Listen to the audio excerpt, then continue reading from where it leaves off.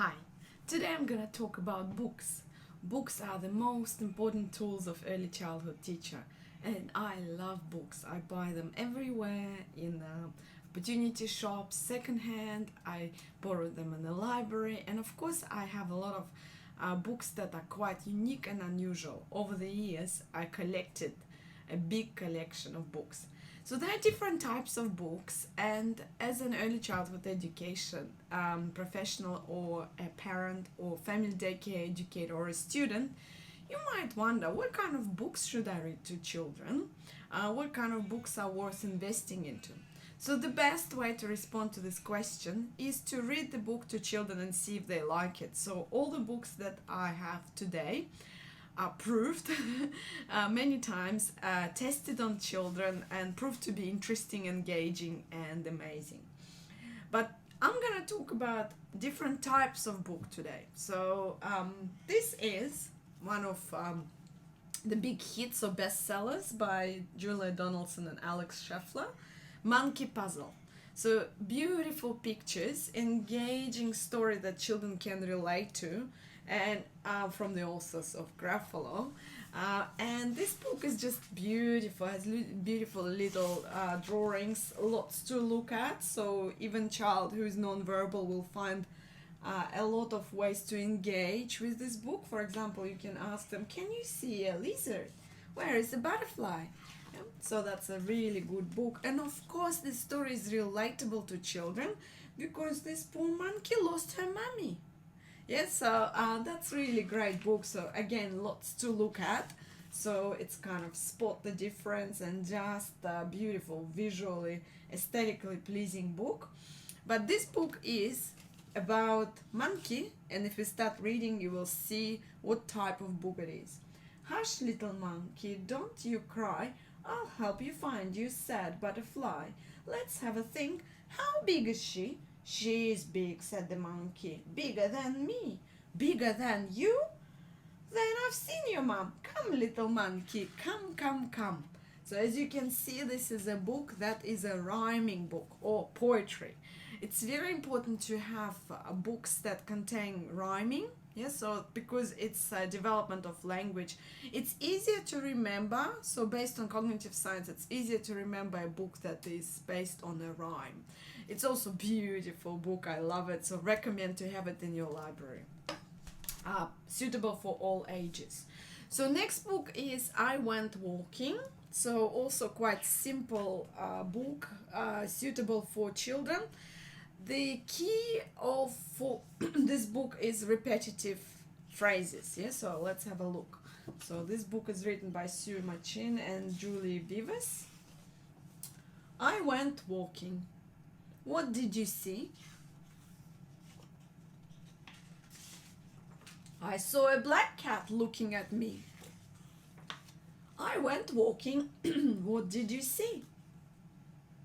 And you can try to guess. I saw a brown horse looking at me.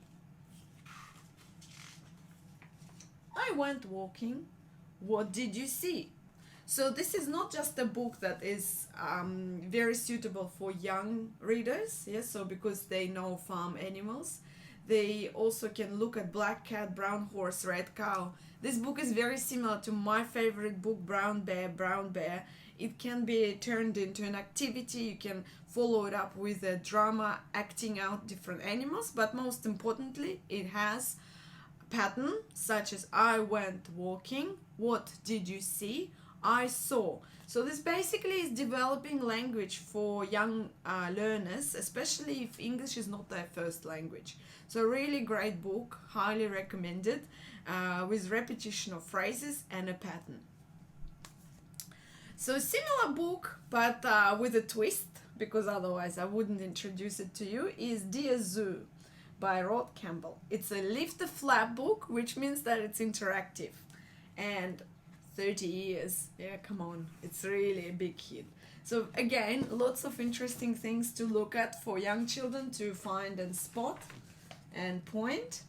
All my books have this. Dear Zoo, I wrote to the zoo to send me a pet. They send me and that's where interactive part is. So you can invite children to guess what did they send. You can draw their attention to the print. Yes, so you can ask them what's in there. I think it's big and gray and it's a beautiful animal. Can you guess? And then you can show and reveal. Yeah, he was too big. I sent him back. So they sent me something else. So you can ask them to guess again, and it's interactive. He was too tall. I sent him back. So you see repetition here. Yeah, so I wrote to the zoo to send me. So send me, they send me, I send him back. Yeah, they sent me, it was or he was, I sent him back. So that's a pattern, but also repetition of phrases. And this is a very interactive book with a good happy ending. Yeah, what kind of pet would you like from the zoo? So you can extend this discussion. You can talk to children about what their experiences are in terms of going to the zoo, seeing animals. You can discuss also whether zoos are the best places for animals, so add some ethical discussion there and talk about national parks and conservation with all the children.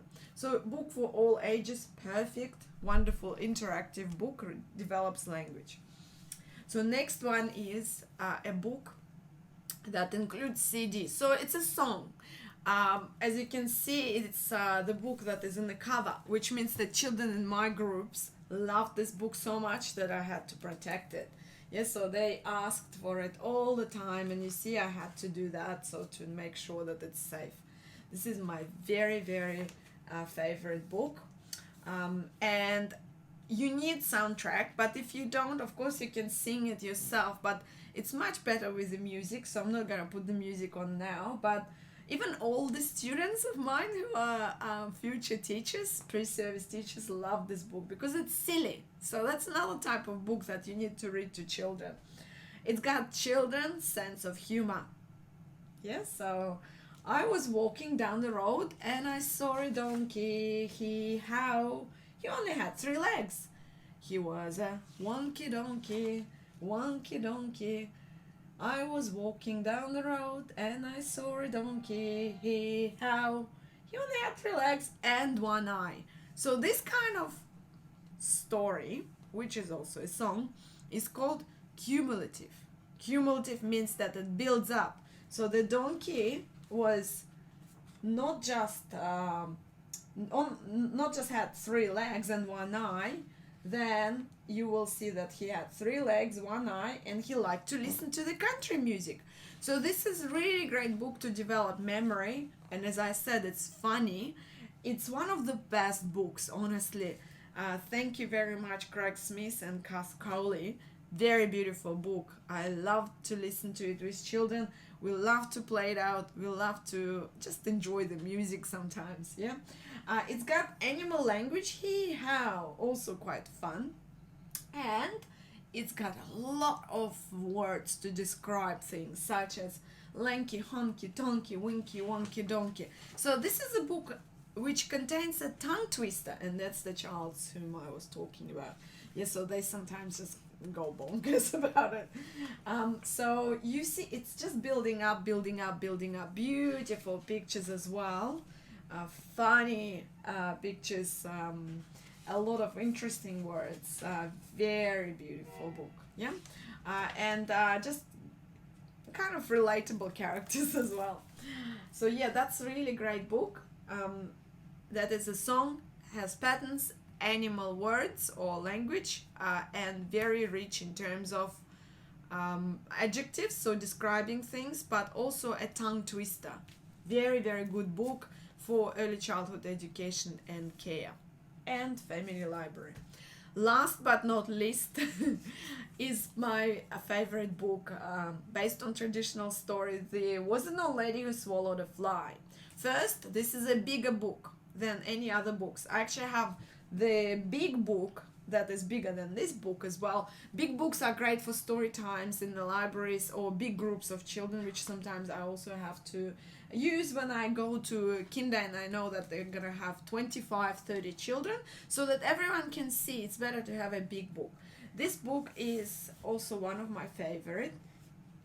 It's by Child's Play, and this book has a lot of potential because it's also a cumulative story. Yeah, so old lady who swallowed a fly. Yeah, so, and what I like about this book is that it's also interactive. It's got holes. So book with holes is something new. You know, children love to do that. And you can see that it's also quite interestingly constructed. So it's a book that was well designed. So not just well written, illustrated, but also well designed. So this visual component also, there's some, as I said, something that is interesting for children. There is an element of prediction. So, for example, there was an old lady who swallowed a spider, who wriggled and wriggled and jiggled inside her. She swallowed a spider to catch the fly. I don't know why she swallowed a fly. Perhaps she'll die. And then you can ask, who do you think she will swallow next? Yeah, so, and there is a hint there. Yeah, so the old lady also becoming bigger and bigger, and the hole here is becoming bigger. So it's a great book to introduce size, yeah, and change. It's got text that is written here, very interesting. So I pointed out to my preschoolers that you can actually read this as well when you will learn to read. Can you read with me? And this is pre-reading skill. So she swallowed the spider to catch the fly. Oh my god, this is so hard to read like that. She swallowed the bird to catch the spider that wriggled and wriggled and jiggled inside her. Oh, that's an interesting way to write, isn't it? Yeah, so then you can see that it's a lot of color here, but cumulative story usually builds up. So she swallowed she swallowed the fly, then she swallowed the spider, then she swallowed the bird, then the cat. So, and again, you kind of try to remember all these twists of the story. So narrative is quite interesting. Well, the only catch is that she is dead, of course, but it's a traditional story. If you don't like the ending like this, you can get another book that is called There Wasn't a Lady Who Swallowed the Sea. I like it as well because it introduces different language such as sea animals. But this is a wonderful book that is interactive, similar to our Dear Zoo. But it's got also repetitive phrases, which is what children need to learn the language. It's fun, yeah, it's interesting, and it's also cumulative, yeah, and rhyming, yeah, all together, and beautiful design. Share your favorite books, and I will talk about different types of books next time. Thank you for listening.